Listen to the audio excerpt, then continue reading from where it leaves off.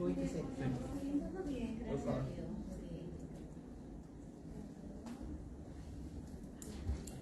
Hermanos, que el Señor los bendiga esta noche. Vamos ya a prepararnos para comenzar nuestra clase. Hoy estaremos estudiando el capítulo 2 de nuestro libro, el Evangelio y la Evangelización Personal. Así que estaremos estudiando el capítulo 2 y luego, si nos da el tiempo, al menos introduciendo una sección del próximo capítulo. Así que vamos en esta hora a orar. Damos gracias a Dios por cada uno de ustedes. Nos gozamos de verlos aquí y a aquellos que nos vean a través de esta transmisión. Vamos a orar. Padre, gracias te damos en esta noche por el privilegio de estar juntos. Gracias por estos días que han pasado desde el domingo, por las pruebas que hemos tenido, Señor, por los momentos en que has estado con nosotros y nos has sostenido. Gracias por tus cuidados, Señor. Gracias por proveernos. Gracias por la salud, Señor, y tantas bendiciones que día a día nos da y a veces las pasamos por alto. Te pedimos en esta hora que nos des sabiduría mientras estudiamos una vez más tu palabra, Señor. Mientras estudiamos una vez más la importante tarea que tenemos por delante. Guíanos en esta noche a través del texto y gracias te damos, Señor. En tu nombre oramos. Amén. Bien, recuerden que este es el libro de texto, como les decía, de esta clase que estamos teniendo sobre el tema del evangelismo.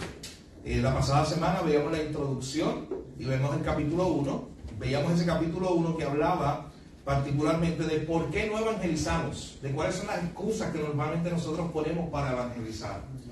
Y entre esas excusas que nosotros ponemos para evangelizar, por ejemplo, algunas de ellas decían que simplemente no evangelizamos porque a veces estamos asumiendo que las demás personas son creyentes y no nos adentramos a conocerles verdaderamente. No evangelizamos a veces por temor, no evangelizamos porque pensamos que no queremos meternos en problemas. Usted sabe que el asunto de la religión, el asunto de las creencias son un asunto que ahora se ha catalogado como un asunto peligroso para hablar.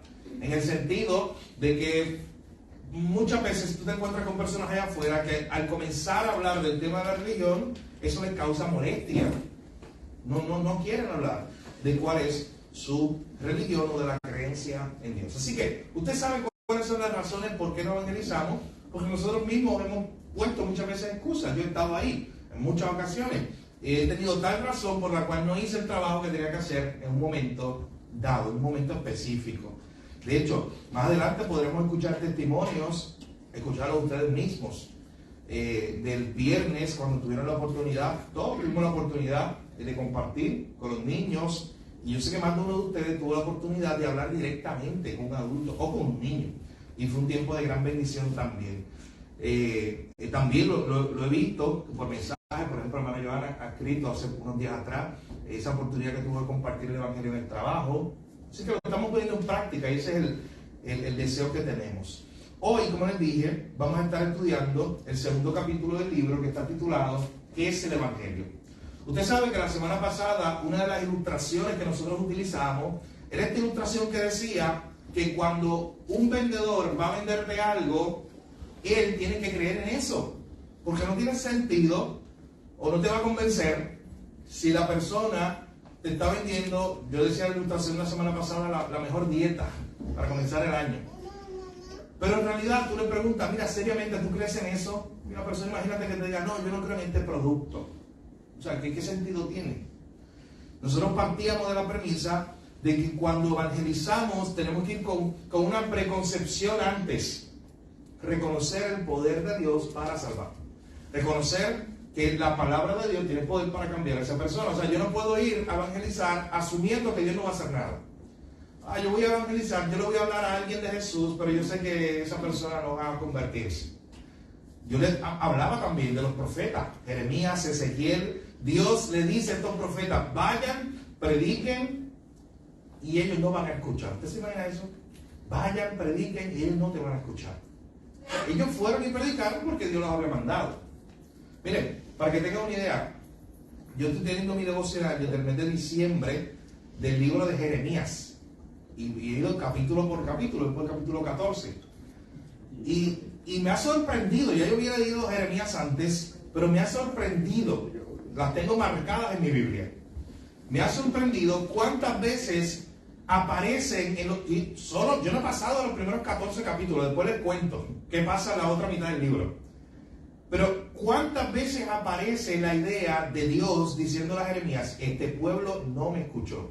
Yo, en cada capítulo, mi hermano, lo reto, hágalo, búsquelo. En cada capítulo, vez tras vez, ocasión tras ocasión, este pueblo no me escuchó, no me escuchó, no me escuchó, se taparon los oídos, no me escucharon. Entonces tú tienes un profeta que Dios le está diciendo, no, ve y háblale, pero ellos no escuchan. Entonces esa no puede ser tampoco una excusa para nosotros. El que la gente no quiere escuchar no debe limitar la iglesia a hablar el mensaje que tiene que hablar. Así que, al final de cuentas, mi hermano, ese fue más o menos un repaso de lo que hicimos el pasado miércoles. Hoy estaremos estudiando la pregunta número 2, que es el Evangelio, porque usted tiene que estar convencido, mi hermano, de lo que usted está compartiendo. Usted tiene que creerlo. Usted tiene que conocer estas verdades. Usted tiene que estar familiarizado con ellas, con las verdades de quién es Dios, de quién es el hombre, y de cuál era la necesidad más grande del hombre, y cómo Cristo hizo algo, esa obra de redención, para poder lidiar con nuestro pecado y darnos salvación. Pero antes de entrar de lleno en ese tema, vamos a estudiar un pasaje. Vamos a leer Hechos capítulo 8, versículos 26 al 40, y hay algunas preguntas de reflexión más adelante, después que leamos el texto, y van a salir en pantalla, por lo menos 3 preguntas de reflexión, que cuando terminemos el texto vamos a tratar de considerar.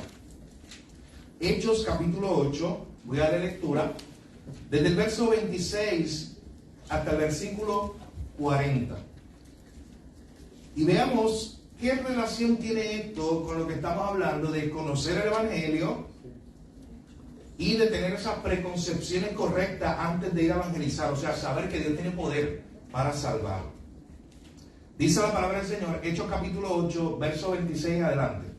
Un ángel del Señor habló a Felipe diciendo, levántate y ve hacia el sur, por el camino que desciende de Jerusalén a Gaza, el cual es desierto. Entonces él se levantó y fue. Y sucedió que un etíope, eunuco, funcionario de Candace, reina de los etíopes, el cual estaba sobre todos sus tesoros, y había venido a Jerusalén para adorar, volvía sentado en su carro y leía al profeta Isaías. Y el Espíritu le dijo a Felipe, acércate y júntate a ese carro. Acudiendo Felipe, le oyó que leía al profeta Isaías y le dijo, pero ¿entiendes lo que lees? Y él dijo, ¿y cómo podré si alguno no me enseñare? Y rogó a Felipe que subiese y se sentara con él.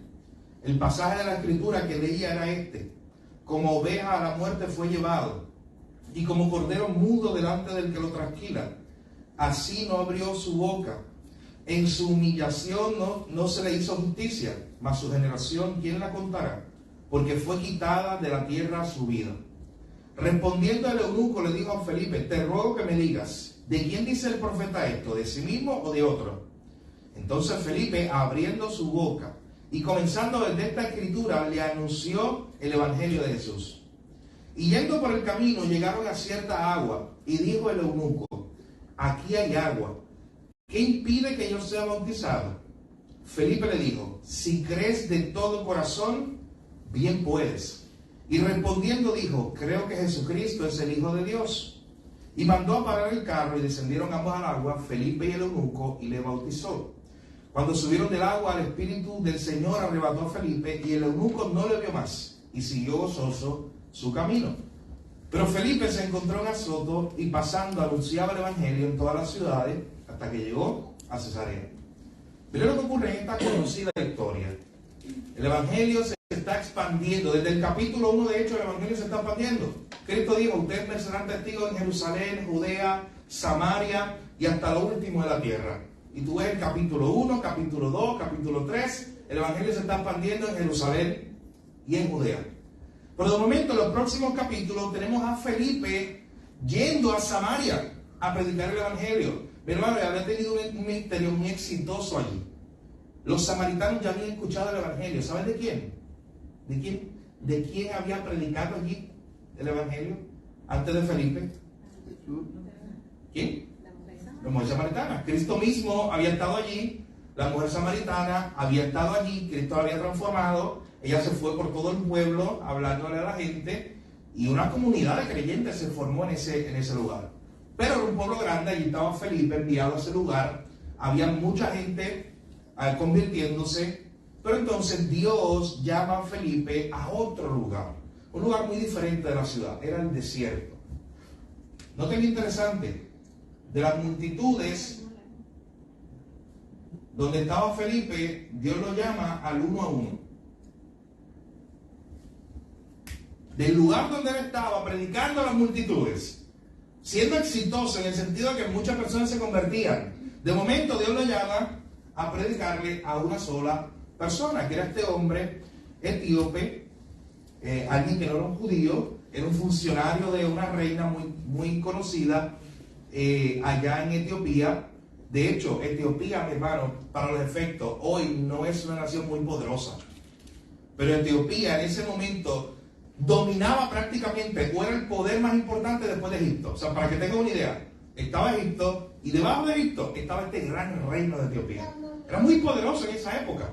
Así que este hombre era un funcionario de esta gran reina, de ese gran reino poderoso. Él había ido a Jerusalén, pero antes de continuar dándole detalle, vamos a ver algunas preguntas de reflexión. No sé si se ve muy bien, yo se las voy a decir para que las puedan notar. Primero, ¿qué lecciones, número 1 que está allí, son 3, qué lecciones podemos aprender de Felipe sobre la evangelización, según este pasaje? Vaya pensando, porque antes de continuar con el capítulo 2 y los detalles que tenemos para hoy, queremos explorar un poquito esto. Acabamos de leer esta historia una vez más, la historia de Felipe y el eunuco etíope. ¿Qué lecciones podemos aprender de Felipe sobre la evangelización? Número 2, ¿de qué manera podemos ver a Dios orquestando oportunidades para evangelizar? ¿De qué manera podemos ver a Dios orquestando oportunidades para evangelizar? Y número 3, ¿cuál debe ser nuestra respuesta ante las oportunidades que Dios nos da? ¿Cuál debe ser nuestra respuesta ante las oportunidades que Dios nos da? ¿Quién se anima? La primera pregunta es como más general y usted puede abundar algunos detalles sobre lo que está viendo.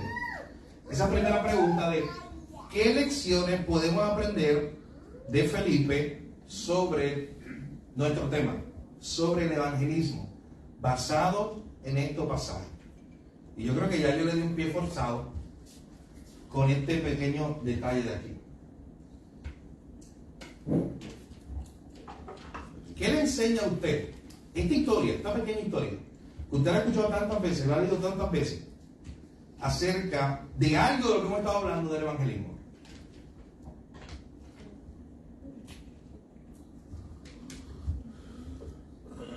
No tiene que esperar a contestar la segunda. Con la primera, no vamos a ir una por una, o sea, con la primera ya se cubre todo. So que si está pensando esperar su respuesta para la segunda, que es más fácil, de qué manera Dios orquestó ahí una oportunidad para que Felipe evangelizara, que está muy claro en el texto, pero la puede contestar desde la primera, sí. Que no hay que limitarse, no importa si es mucho o poco, ¿Sí? momento, tiempo, cuando está la oportunidad, está la oportunidad. Es excelente, una lección aprendida de esta historia, que cuando Dios nos da la oportunidad, debemos aprovecharla, debemos captarla, debemos entender que esto es una oportunidad que Dios está abriendo, sin importar si son muchos, son multitudes, pues 1 a 1. ¿Por qué? Porque hay mucho debate a veces. ¿Usted sabe cuántos libros se han publicado sobre el tema de evangelismo? Miren, para que ustedes tengan una idea, yo tengo un compañero de clase en doctorado que su tema es de evangelismo. Y hubo un momento donde teníamos que dar una bibliografía o presentar una bibliografía para un proyecto que al final, esa bibliografía tenía que tener cerca de 70 libros al final. O sea, imagínate, tengo que buscar 70 libros aproximados sobre ese tema. Y le estaba hablando sobre el tema del evangelismo. Y yo recuerdo que comenzamos a hablar sobre qué libros podían usarse para ese proyecto de evangelismo. Mi hermano, y nos sorprendimos porque ya nosotros conocemos mucho. Ya en nuestra biblioteca habían decenas de libros de evangelismo. Pero cuando hicimos una búsqueda, usted no sabe, es incontable. Son muchos libros que se han publicado a través de los siglos sobre el tema del evangelismo. ¿Y por qué le digo esto? Porque cada uno de sus libros, o muchos de ellos, presentan diferentes modelos. Y a veces lo que hacen es como debatir o diferir entre ellos, diciendo, no, el verdadero evangelismo es la multitud. Es que yo vaya al parque de pelota y yo cojo micrófono y yo predique la palabra allí. Eso es evangelismo. Nada más que eso. Si tú haces otra cosa, no estás evangelizando. O hay otros que por otro lado dedican un tomo completo a defender su postura de que el único tipo de evangelismo es este, el uno a uno. Y dicen, no hay espacio para otro tipo de evangelismo.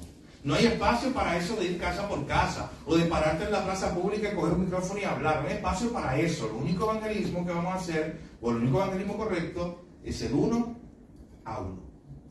Y interesante, después le doy el resultado de esa investigación o de ese proyecto, porque apenas se está corriendo, faltando años. Pero cuando uno analiza y comienza a ver ese debate, esa idea de cuál es el modelo de evangelismo bíblico o cuál es el modelo de evangelismo correcto. Bueno, partiendo de la Biblia, en un solo capítulo tenemos dos modelos. Lo acabamos de ver. En un solo capítulo, en el capítulo 8, tú tienes a Felipe desde una plataforma predicando a multitudes. O sea, en un sentido hablando a grupos grandes, probablemente. Pero también tenemos a Felipe siendo llevado por el Señor de una multitud o de un pueblo, de un estado, de una ciudad, a una sola persona para que esa persona escuchara el Evangelio. Bien, ¿qué más? ¿Qué otra lección sobre el tema del evangelismo? La hermana Joan comenzó con esa primera. Sí, en términos ya se había roto ese esquema de que el evangelio ya era para los judíos, ya ese estereotipo ya es lo mismo tanto para el judío como para el gentil. Sí. Trasladándolo en una forma a nuestro tiempo, nosotros no podemos estar deduciendo quién se va a convertir o quién no, si el que vive en cierto sitio pues no se merece mucho que se le predique como al que yo conozco, ¿sabes? Dios brega, y me voy a meter un poquito en la segunda, porque Dios es el que brega en ese mundo espiritual que no vemos de la persona, para que nosotros simplemente vayamos a predicarle el evangelio y que Dios haga la obra. Excelente. Así es. Ahorita voy a comentar algo cercano a eso, pero quiero escuchar si alguien más tiene algo que comentar. Sí. Yo tengo algo que comentar. Ajá. Yo entiendo que uno tiene que prepararse y tener el conocimiento de... Importante, otra lección. Sí, porque imagínate que el etíope está leyendo y que Felipe no supiera nada de Señor. ¿Qué le iba a decir de ese pasaje? Sí. Uno tiene que tener el conocimiento ya para poder entonces evangelizar. Tiene que estar uno preparado. Sí. De hecho, yo tengo marcado el verso 35, cuando dice, entonces Felipe abriendo su boca y comenzando desde esta escritura, anunció el Evangelio de Jesús. Si tú solamente tienes Génesis 1 al 3, por alguna razón, vas a un país por allá lejano, te secuestran y te quedas por allá, te quitan de la mano la Biblia. Imagínate que tú forcejeas y lo único que arranca a escondidas son los primeros 3 capítulos de Génesis y los guardas. Y está por los próximos años allí, va a estar en una ciudad, en un país donde no se puede predicar, donde no se puede tener una Biblia, lo único que tienes es eso. De hecho, estoy teniendo mucha gracia, voy a dar un ejemplo más adelante diferente. Pero imagínate que tienes esos primeros 3 capítulos de Génesis. Hay todo un pueblo de gente que no conoce al Señor allí. Piensa por un momento, ¿podrías tú evangelizar desde allí? ¿Cómo lo harías? ¿Tienes Génesis 1, 2 y 3? Incluso desde la creación, porque Claro. habla en plural. Entonces Sí. podemos hablar de quién eran ellos. Así que la caída y cómo el Señor, ¿verdad?, tuvo misericordia también con ellos, el sacrificio de animal que hizo, etc. Sí. Dios creó al hombre perfecto. Sí, ¿Estaba todo bien? Sí, en Génesis, como usted dijo, 1, 2 y 3, en Génesis 3 ya se está viendo la perspectiva de Jesús que Él va a coger Sí. A la serpiente y le va a pisar la cabeza. Ya ahí se está viendo ya el sacrificio de Jesús y su victoria sobre... Viene un Salvador. Ajá. ¿Sabes qué? Si tú solamente tienes Génesis 3, ¿sabes qué te das cuenta? Pues Dios creó el mundo perfecto, tenía una relación perfecta con el hombre pecó, se separó de Dios, pero entonces Dios va a proveer una respuesta para eso, para solucionar el problema más grande del hombre. Dios la va a proveer. No te miento, mi hermano, no hemos ido a ningún lugar de la Biblia. Génesis 3, y nos dice, ¿el hombre mismo la puede producir? No. ¿El hombre mismo puede arreglar lo que Adán dañó? No, lo hubiera hecho Adán. Adán mismo hubiera arreglado algo. Y decir, Señor, perdóname a mí y ya vamos a resolver esto para que esto no tenga consecuencias cósmicas. Hace poco yo leía a Charles Spurgeon que hablaba un tema relacionado a esto y decía lo siguiente. Decía, mira, ni las mentes más brillantes de la historia, las mentes más brillantes que una mujer ha dado a luz, dijo él, son Platón y Sócrates. Y él dijo, decía Spurgeon, y si ellos dos, que son las mentes más brillantes en la historia occidental, no pudieron proveer ni de cerca alguna solución al problema más grande del hombre, que es espiritual, él dice, oye, pues el hombre en sí mismo no tiene esperanza, ninguno puede, porque los hombres más sabios entre ellos no trajeron una solución. Así que desde allí, desde Génesis 13 nos dice, Dios está diciendo, ¿sabes qué? Tú no puedes hacerlo, yo voy a hacer algo. Yo enviaré a la simiente de la mujer. Lo he dicho antes, el resto de la Biblia, hay un autor que dice que tratando de contestar la pregunta de quién es esa simiente de la mujer. Eso es el resto de la Biblia.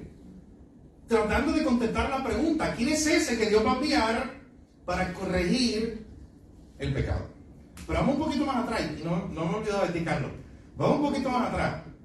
Imagínate por un momento que no tienes esas 3 páginas de la Biblia. Porque eso entonces nos debe animar hoy a memorizarla y grabarla mientras la tenemos.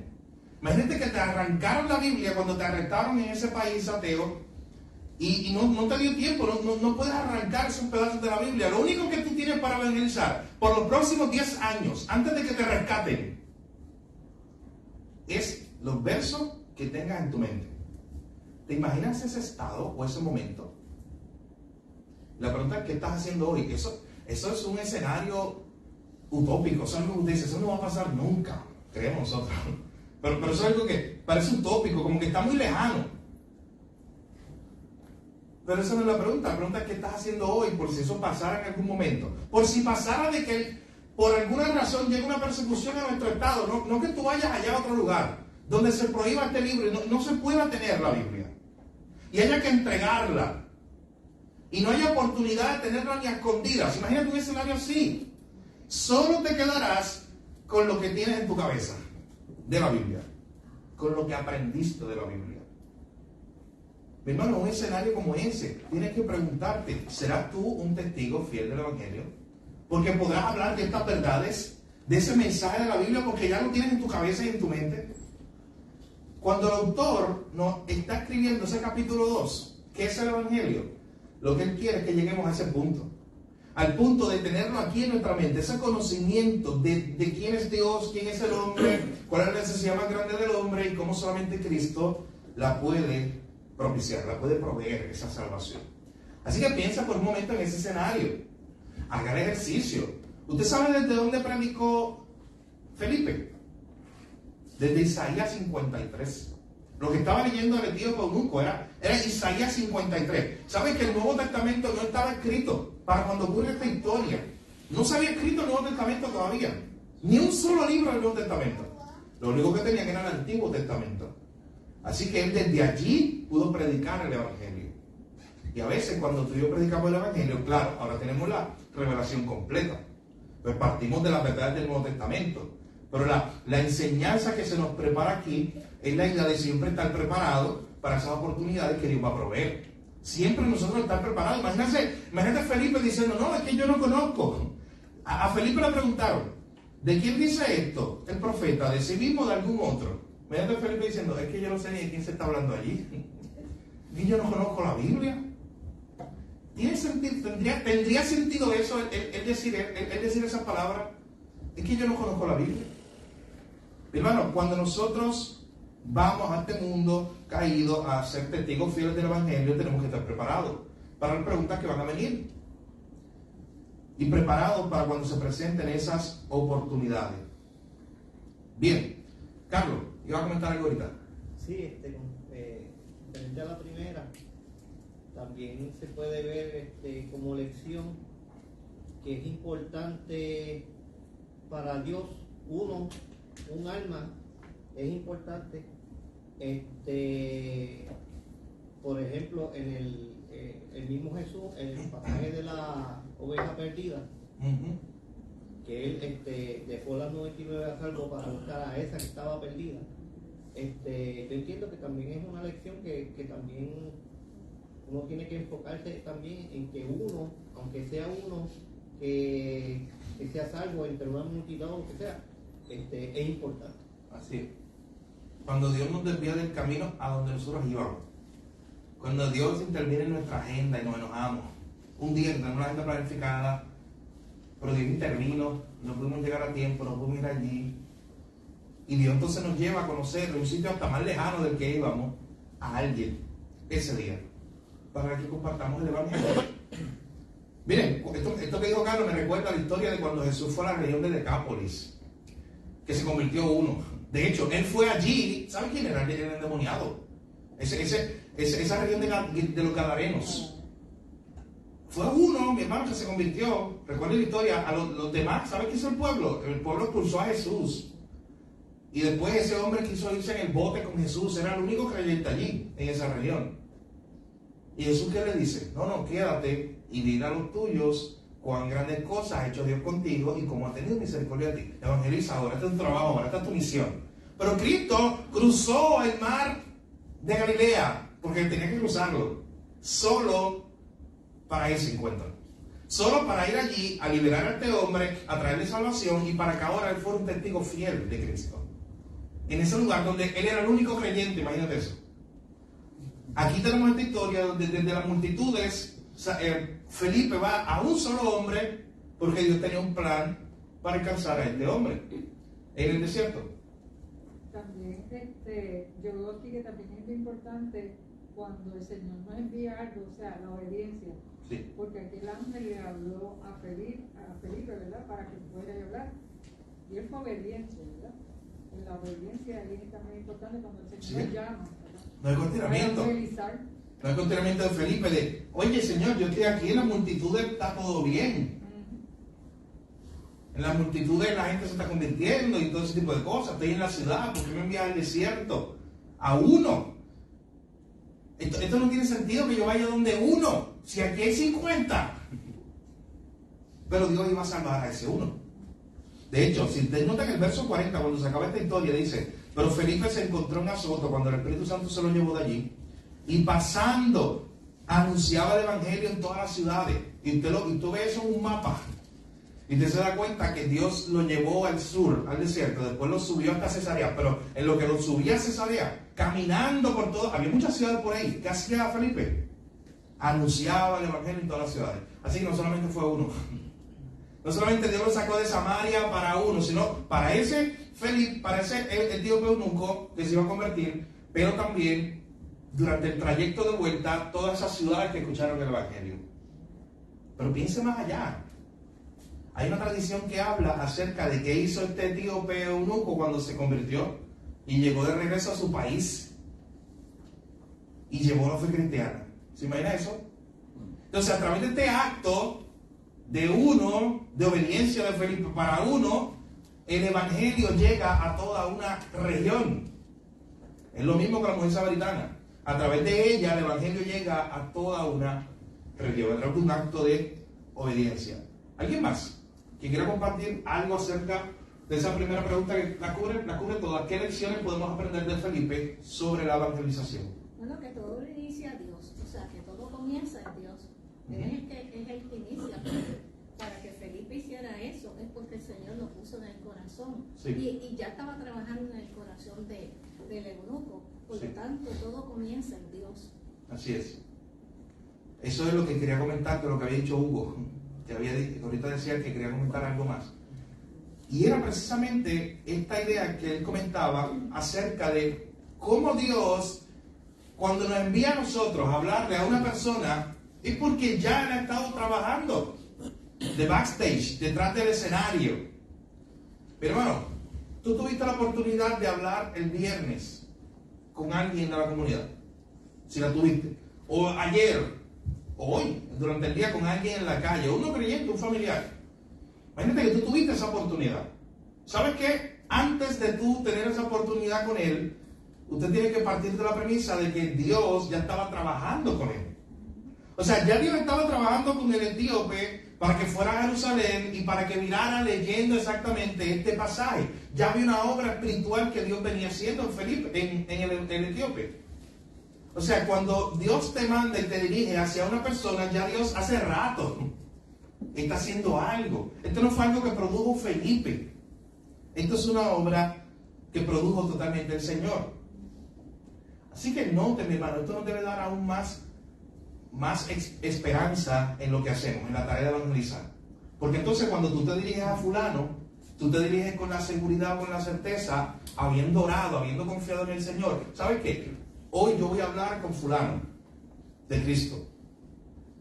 Ya tú vas con la seguridad de antemano de que Dios ha estado, si Dios ha orquestado esa oportunidad y ese encuentro, ha estado obrando en esa persona.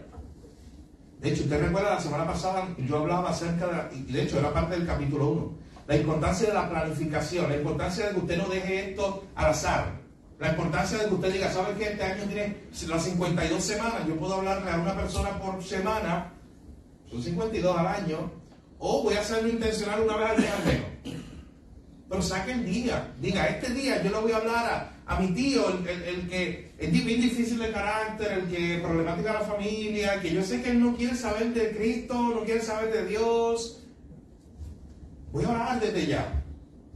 Orar y ver una oportunidad. Pero yo voy a sacar, en la última parte del mes yo intencionalmente voy a acercarme a él. ¿Saben que lo voy a llamar nada más para decirle, tío, ¿cómo puedo orar por ti hoy? Empezar una conversación espiritual. Comiencen conversaciones espirituales. Eso no es muy difícil, porque el ser humano es un ser espiritual, tiene necesidades espirituales. Eclesiastés dice que Dios ha puesto eternidad en el corazón del hombre. Así que no es muy difícil, y más en Puerto Rico, un país que está cristianizado, un país donde tú le hablas a la gente y sabe que es orar por el concepto, sabe que es Jesús, sabe que es una cruz y qué significa. Hermano, tú vas a países donde tú enseñas ese símbolo. ¿Te imaginas ir a una etnia de esas no alcanzadas? Y tú enseñas ese símbolo y no tienes idea de qué trata eso. Y tú le hablas y le dices, Jesús, el Salvador. No tienes ni idea. Pero usted y yo estamos en un espacio donde hay un conocimiento general, hay unos aspectos generales que la gente conoce.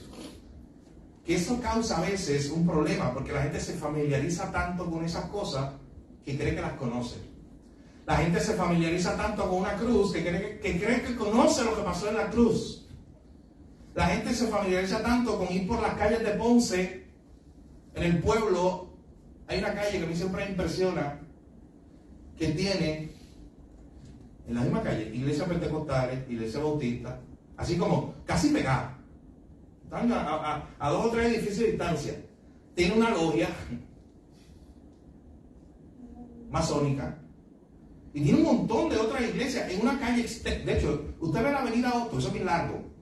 Busca la avenida Otto completa. Desde donde empieza hasta donde termina por allá por la playa. Todo esa. Y busca ahí cuántas iglesias hay. De diferentes denominaciones. Iglesias o grupos, como le dije, logias que hay por ahí. De hecho, en la misma calle hay una logia y hay otra cosa que se llama los Rosacruces, que todavía están por allí. Así que es para que tengamos una idea, pero la gente está familiarizada, la gente pasa por la catedral en Ponce y ve cruces allí. Está familiarizada con algo de lo que es la fe cristiana, pero eso no implica, hemos estado hablando como 4 clases ya, que eso no implica que ellos conocen verdaderamente quién es ese Jesús. Pero mi hermano, usted siempre parte de la premisa de que cuando usted ve una oportunidad que Dios le está dando para hablar con una persona, usted vaya en obediencia, confiando en el Señor, que ya el Señor ha estado trabajando de antemano con esa persona. O sea, que ya ha estado empezando el camino, no eres tú el que va a empezar el camino. A veces nosotros es el temor. Oye, ¿cómo yo empiezo a hablar con esta persona de las verdades espirituales? ¿Sabes qué? Mira lo que pasó aquí. Si es Dios el que te está dirigiendo, fue Dios el que estaba dirigiendo a Felipe y ya Dios estaba trabajando con el etíope. Así que cuando Dios te dirija a esa persona para hablarle de Cristo, confía, ya Dios ha estado abriendo esa puerta, ya Dios ha estado trabajando en esa persona. Así que esa y muchas otras lecciones más podemos aprender de este pasaje, y ni se diga del libro de Hechos completo, que vemos a una iglesia que estaba comprometida con esto, con el evangelismo, con llevar el evangelio. Como quedan 15 minutos, hay que ir al libro, a lo que vamos hoy. Es que es corto esa sección. Bien, en el capítulo 2 vamos a ver algo. Cuando el autor describe o trata de describir la importancia de que nosotros conozcamos el evangelio, de que nosotros conozcamos la verdad que vamos a enseñar o que vamos a predicar, que tengamos una convicción de esa verdad. Miren cómo él expresa, primeramente, estoy en la página 31 de adelante del libro. Miren cómo él primeramente comienza hablando de algunas concepciones erróneas que a veces tenemos nosotros mismos o tiene la gente de lo que es el evangelio. Miren, número 1, el evangelio no es decir que sencillamente estamos bien. El evangelio no es esta moral, no es esta filosofía moral que simplemente te dice que estamos bien, pero lo único que tú necesitas es tener a Jesús como Salvador. O sea, imagínate que te digan simplemente, mira, tú estás bien, no hay un problema con el ser humano, no hay un problema con el hombre, simplemente yo te estoy animando a que así como tú adoptas una filosofía, así como tú haces yoga, así como te gustan las religiones de Oriente o cualquier ese tipo de cosa, pues te animo a que sigas las enseñanzas morales de Jesús. ¿Usted sabe a quién le encantaban las enseñanzas morales de Jesús? A un deísta o agnóstico como Thomas Jefferson, nuevo presidente de Estados Unidos. Le encantaban las enseñanzas morales de Jesús. Él veía a Jesús como un gran filósofo y maestro moral que iba a ayudar a la humanidad. ¿Y sabes qué? Él estaba de acuerdo con ese punto en el sentido de decirte, el ser humano es bueno en sí mismo. ¿Qué puede hacer Jesús? Ayudarte a ser más bueno. ¿Ya? Esa es la concepción errónea, la primera concepción errónea que tú vas a encontrar allá afuera. El hombre es bueno en sí mismo. ¿Y para qué necesitamos a Jesús? Pues, porque sea un poquito más bueno. Él te va a ayudar un poco más. ¿Usted sabe qué hizo Thomas Jefferson? Él tomó una Biblia, especialmente un Nuevo Testamento.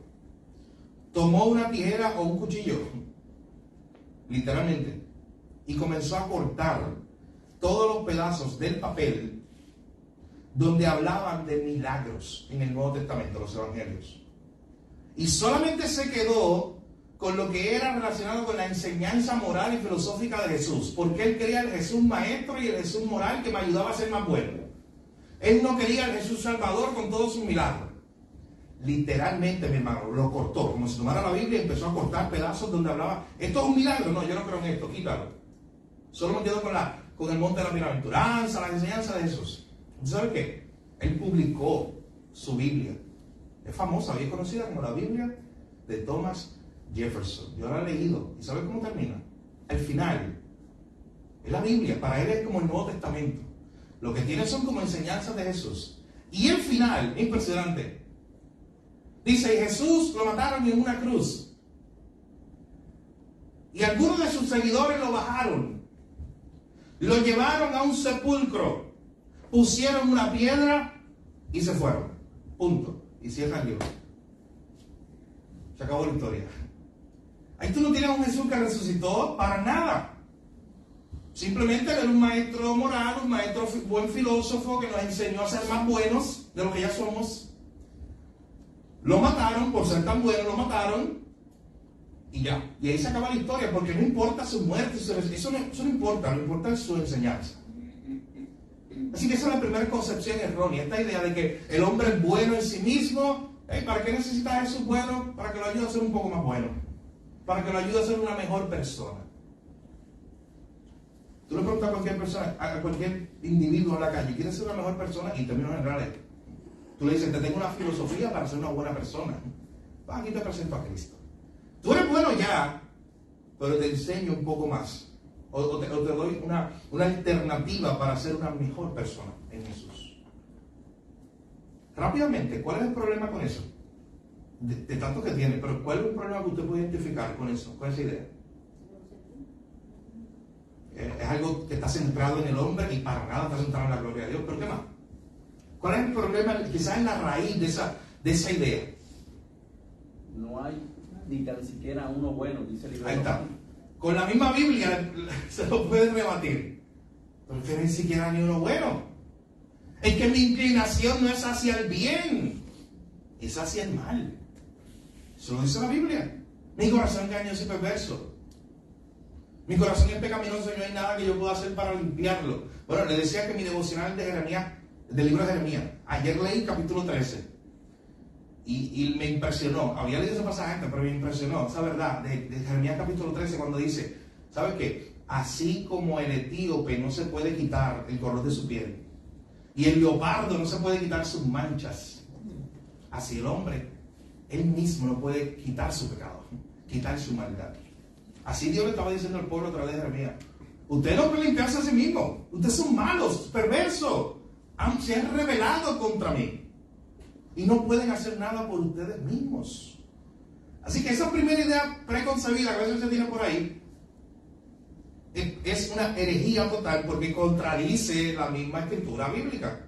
Contradice las verdades. Esa idea que dice tú eres bueno y simplemente Jesús es como una declaración más para ayudarte a ser una mejor persona. En segundo lugar, el Evangelio no es solamente decir que Dios es amor, eso usted lo ha escuchado. Miren, el ejemplo más básico para entender esto se encuentra en Juan 3, donde en el mismo capítulo hay dos verdades que expresan algo acerca del carácter de Dios que no se contradice.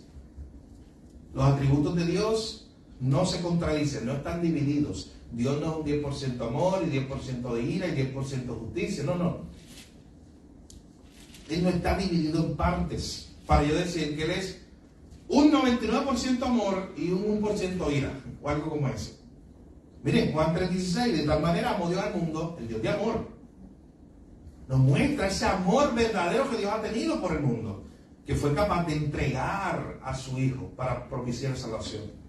Pero en ese mismo pasaje, 20 versículos más adelante, Juan 3:36 dice, el que cree en el Hijo tiene vida eterna, pero el que rehúsa creer en el Hijo no verá la vida, sino que la ira de Dios está sobre él.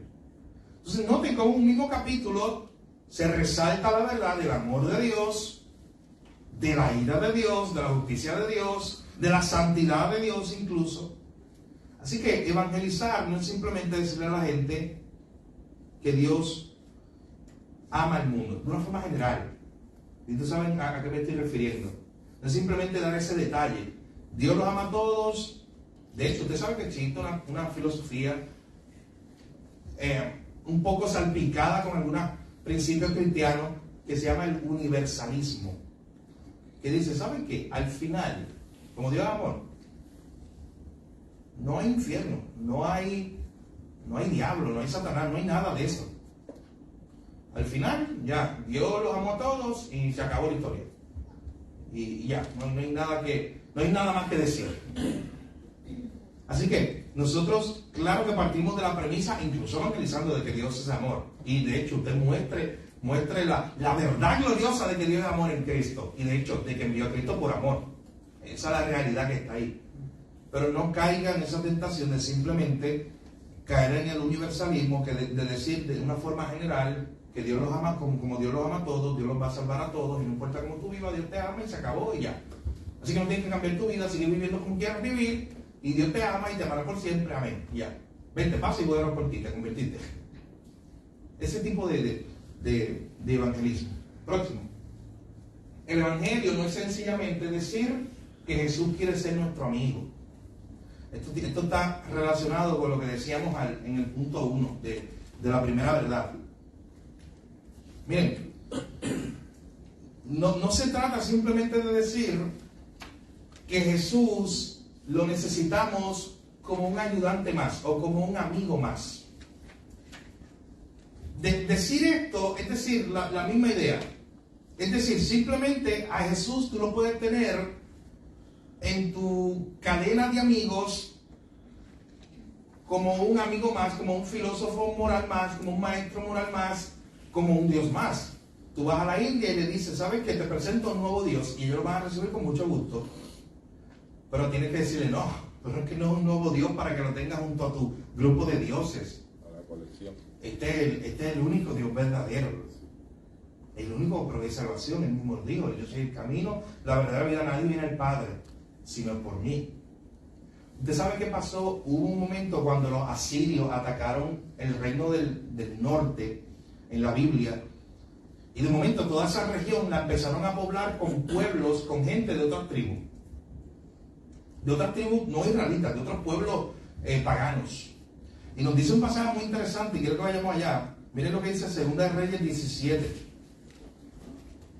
Cuando Asiria llega a esa región de Samaria y la destruye, ellos atacan ese lugar, se llevan gente ahí cautiva, pero comienzan a repoblar toda esa región con gente de diferentes pueblos.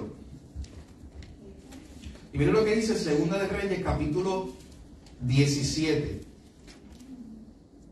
versículos 29 en adelante. Esto se parece demasiado. Esto se escribió hace más de 2000 años. Bueno, hace casi 3000. Pero miren lo que dice aquí. Y se parece mucho a lo que vemos hoy. A estas personas que dicen, Jesús, tú crees en Mahoma, tú crees en Buda, está bien. Lo que te quiero es que añada a Jesús como uno más del club. Esa concepción de lo que estamos hablando. Pero miren lo que dice aquí. Dice 2 Reyes 17, versículo 29 en adelante. Pero cada nación se hizo sus dioses y los pusieron en los templos de los lugares más altos que habían hecho los de Samaria, cada nación en su ciudad donde habitaba. Los de Babilonia hicieron a Sucot Benot, hablando de que ellos hicieron sus propios dioses, literalmente, sus propias estatuas para adorar. Los de Cuta hicieron a Nergal, y los de Amat hicieron a Asima. Los Abeos hicieron a Nipaz y a Tartak. Y los de Sefarbaim quemaban sus hijos en el fuego para adorar a Ramelech y a Anemelech, dioses de Sefarbaim. Escucha lo que dice ahora, versos 32 y 33.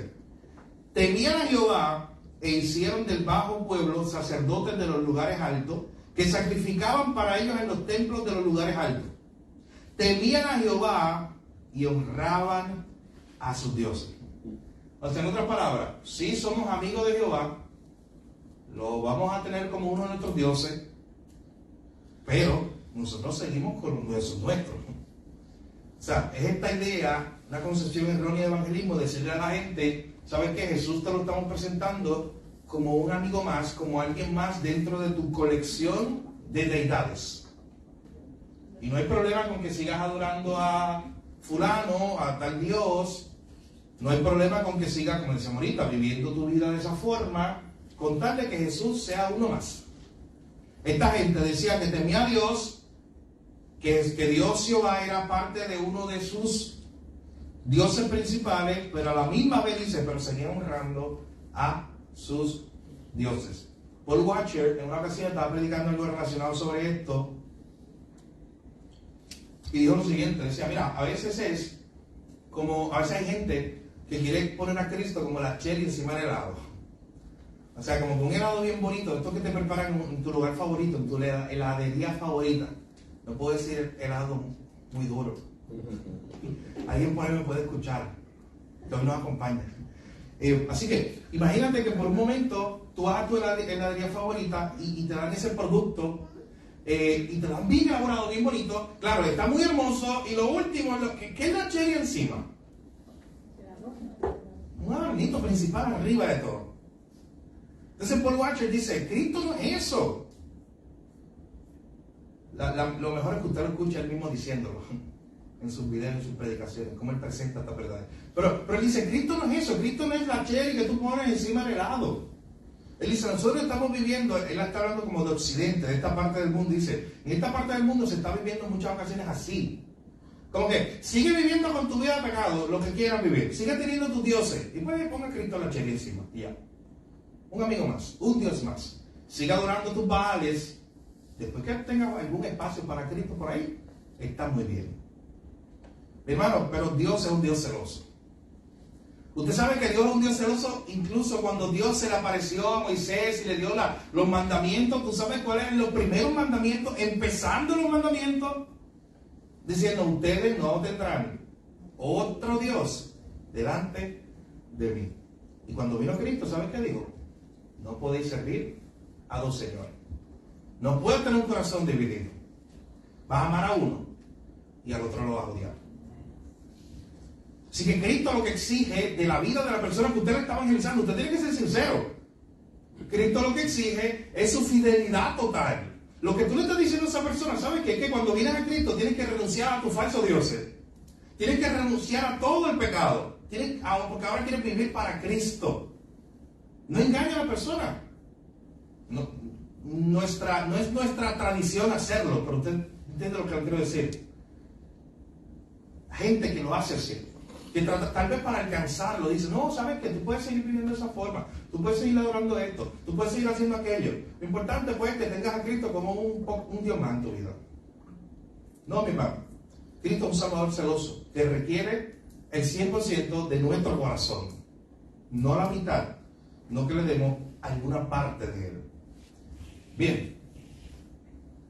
Y por último, el evangelio de estas concepciones erróneas que a veces se tiene de lo que es el evangelio, evangelizar.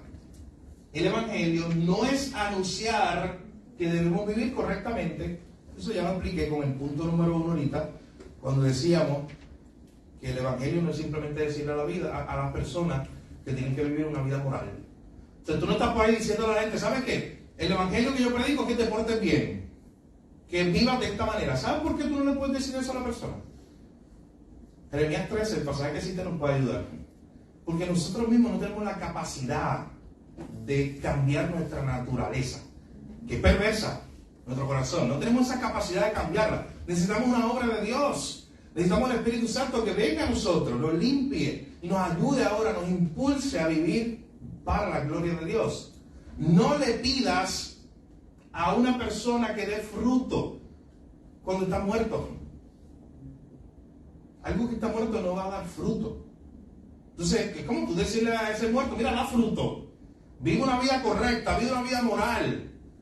Eso no es el evangelio. Eso no es evangelizar, decirle a la persona, pórtate bien, no digas esto, no hagas lo otro. No, es primero ir a la raíz de por qué la persona se ha comportado o ha vivido toda su vida de esa forma. Y dice, ¿sabes por qué? ¿Sabes por qué incluso tú has luchado contigo mismo a veces? De que no puedes cambiar tu propia naturaleza. Es porque la Biblia nos dice que solamente el hombre puede ser salvado por una obra externa, por una obra de Dios.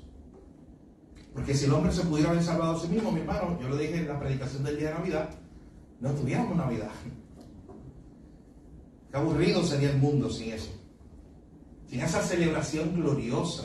No solamente la hacemos en esta época, sino que la hacemos constantemente. Esa celebración gloriosa de que como no podíamos salvarnos a nosotros mismos, Dios entonces tuvo que enviarnos a un Salvador. ¿Qué es lo que celebramos, mi hermano, en esta Navidad? Así que la próxima semana nosotros vamos a continuar con la segunda parte del capítulo 2. Si no lo leyó, tiene tiempo para leerlo. Y el capítulo 3. Así que eso es lo que haremos, si el Señor lo permite, el próximo miércoles. Si usted tiene el libro, le animo a leer el capítulo 2, la segunda parte. Luego de presentar las concepciones erróneas que se hacen al evangelizar o concepciones erróneas que la gente tiene del evangelio, el autor nos va a hablar de qué son específicamente las buenas nuevas. ¿Cuál es ese mensaje de una forma básica que usted tiene que memorizar, conocer para llevarlo fielmente? Y luego estudiaremos el capítulo 3 que está titulado ¿Quién debe evangelizar? Ese es el capítulo que estudiaremos la próxima semana. Así que vamos a orar para cerrar esta parte y luego tener tiempo de oración congregacional. Padre, gracias por este tiempo, gracias por esta enseñanza, por recordarnos las verdades de tu palabra, por recordarnos una vez más, Señor, que el evangelio no es simplemente decirle a la gente que está bien y que Cristo los va a ayudar a ser mejores personas. No, el evangelio es decirle a la gente que están perdidos como estamos nosotros, que no tienen esperanza porque están muertos en su pecado. Y que la única forma de salvarse es a través de una obra de Jesús. El evangelio o el evangelizar es decirle a la gente que solamente hay un lugar a donde pueden ir para encontrar esperanza y vida eterna. Y ahí tener un encuentro con Cristo. Evangelizar es llevar a la gente a la cruz, dirigirla hasta esa obra de redención. Cuando, Señor, tú mostraste tu gran amor en que no nos dejaste en ese estado de desesperanza, en ese estado de cuando el hombre no podía hacer nada, sino que tú hiciste algo. Tú enviaste a tu Hijo, tú proviste el Salvador, el que necesitábamos, Señor, un Salvador perfecto, completo. Gracias, Señor, nada más te damos hoy por haber enviado a ese Salvador tan glorioso para nosotros. Pero que ahora no nos quedemos callados, Señor, que ahora hablemos a todos. Gracias porque como vimos en la historia de Hechos capítulo 8 en esta noche, Señor, tú siempre estás haciendo algo, tú estás orquestando oportunidades. Tú estabas trabajando ya en la vida del etíope cuando enviaste a Felipe a evangelizarlo, a hablarle de ti. Señor, que nosotros veamos la obra que tú estás haciendo en las personas alrededor de nosotros, para que podamos unirnos a lo que tú ya estás haciendo y podamos hablarle de tu hermosa obra de salvación. Gracias te damos por esta enseñanza, grábala en nuestra mente y corazón y que la podamos también enseñar a otros. En tu nombre Jesús oramos y damos gracias. Amén.